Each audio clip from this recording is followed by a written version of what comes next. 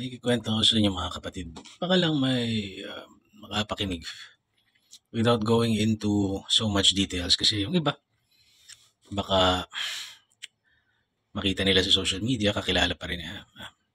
Just isipin nyo na lang na siya isang kwentong barbero. Pero may lesson. Nung araw, nung ako ay mas bata pa, merong isang crew. Isa siyang crew na lagi niya akong kinakausap. Mabait siya sa akin at pinapalusot niya ako sa maraming mga nagawa kong hindi ka nais-nais dun sa aking tinitirahan. Ngayon, meron akong mga friends na sabihin na natin hindi sila ganun kapopular kasi hindi sila naninigarilyo katulad ko. Hindi sila nakikipag-inuman katulad ko.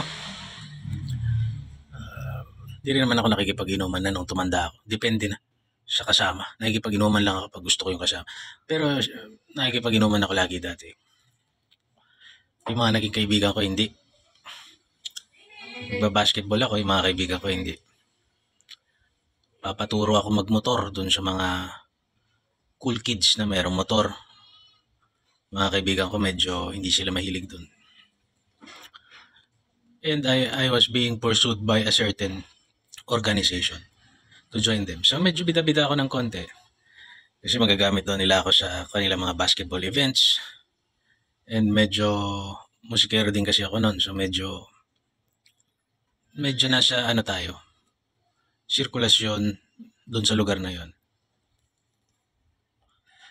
I was invited by a certain organization sa kanilang party. Sinama ko yung mga kaibigan ko na hindi nila masyadong gusto yung mga ganong event, pero sinama ko sila para lang makita nila yung mga event kasi pare-parehas naman kaming malayo sa pamilya namin. Maranasan nila yung mga naranasan ko. So hindi naman sila manginginom, pero pinainom ko sila, tapos bar hopping and tambay doon sa isang bar kung saan pag-aari yun ng isang bantog na member ng organisasyon. Ngayon, iiwanan ko na yung mga kasama ko doon kasi tinatawag ako sa ibang lamesa nung mga nag-imbita sa akin. Sabi nila, dito ka na. May mga babae. Iniwanan ko sandali yung mga kaibigan ko. Sabi ko, sandali lang. Punta lang ako doon, nagpasalamat. Tapos binalikan ko sila. Doon na ako sa kanila nagstay. Naikwento pala nila yun doon kay Tata Elmer. Pagbalik namin doon sa tinutuluyan namin. Sabi ni Tata Elmer sa akin, pahalagahan mo yung mga nagpapahalaga sa'yo talaga. Tama yun. Yung organisasyon na yan, iniimbitahan ka lang kasi may mapapala sila sa'yo. Itong mga kaibigan mong to, kahit na wala ka namang pera, wala namang sila mapapala sa'yo, wala namang profit na ibibigay ka, pero vina-value nila yung pagkatao mo, yung presence mo, okay na yun. Ngayon tatanda ako ng konti. Magtatrabaho ka, maghahanap buhay ka, you will be exposed to certain people, certain instances.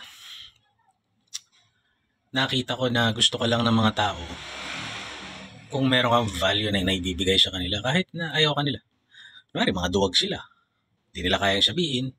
Kaya mong sabihin, ikaw yung pambara nila. Kumbaga, sa'yo sila magtatago. Ikaw yung pangpain. O kaya kung ikaw ay matapang-tapang, o kaya naman sa mas mababang na aspeto, trouble, ikaw yung pumapalag, sa'yo sila magtatago. O kaya naman may mga kilala kang babae, lapitin ka ng babae, gusto rin nila makakilala ng babae, sa'yo sila sasama. Kaya naman ikaw ay may pera, pinapainom mo sila, nililibre mo, sasama sila sa'yo. Whether gusto ka nila o hindi.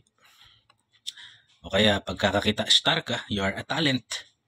Pagkakakita ka ng isang bar na yon, o ng music label, o ng kahit di ka nila gusto, kunin ka nila.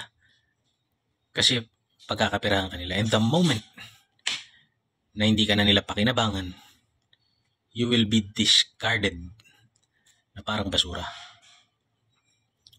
So tama yung sinabi sa akin ni Tata Elmer na number 1, spend your time with people that matter. Kung pakialaman yung iba masyado. And number 2, you value yourself.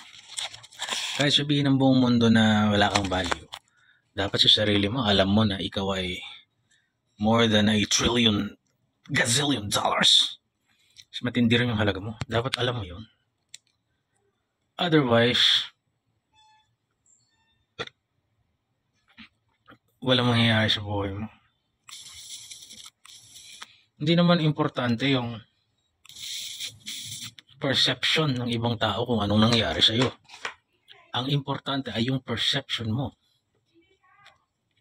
na maligaya ka o kontento ka sa buhay mo. So always remember that. Pag wala ka ng value, may nakita ako matatanda na, they were discarded, nung nag-retire na, ala na, hindi na nililingon. Bayaan mo lang, mga putang inang yan. Kasi as long as you know your value and your contribution, lilingunin ka ng mga tunay na nagpahalaga sa'yo, ng mga tunay na naka-appreciate sa'yo. At syempre, ng mga taong tunay na nagmamahal sa'yo. And in some instances, marami kang natulungan pero hindi ka nilingon. It's okay. Mahalaga. You value yourself.